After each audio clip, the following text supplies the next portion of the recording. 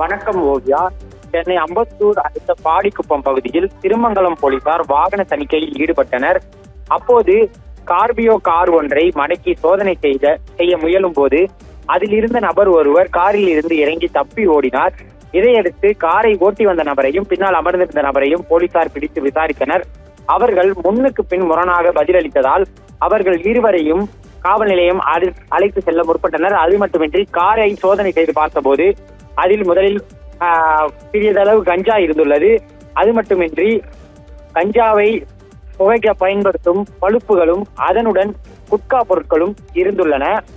இதனால் இருவரையும் உடனே கைது செய்த போலீசார் அவர்கள் காவல் நிலையம் அழைத்து சென்று விசாரித்தனர்.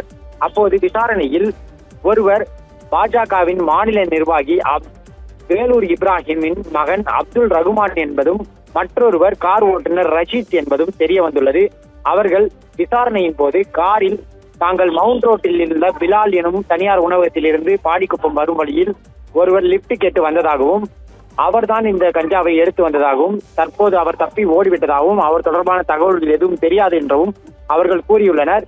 இருப்பினும் ரஷீத் மற்றும் அப்துல் ரகுமான் இருவரும் கஞ்சாவை பயன்படுத்தியுள்ளனரா என்பதை அறிவதற்காக கீழ்ப்பாக்கம் அரசு மருத்துவமனைக்கு இருவரையும் போலீசார் அழைத்து சென்றுள்ளனர். கஞ்சாவை பயன்படுத்தியது உள்ளிட்ட பல்வேறு பிரிவுகளின் கீழ் அவர்களின் மீது வழக்கு பதிவு செய்யப்பட்டுள்ளது. மேற்கொண்டு விசாரணை முடியும் பட்சத்தில் இந்த விவகாரம் தொடர்பான முழு தகவல்கள் தெரிய வரும்.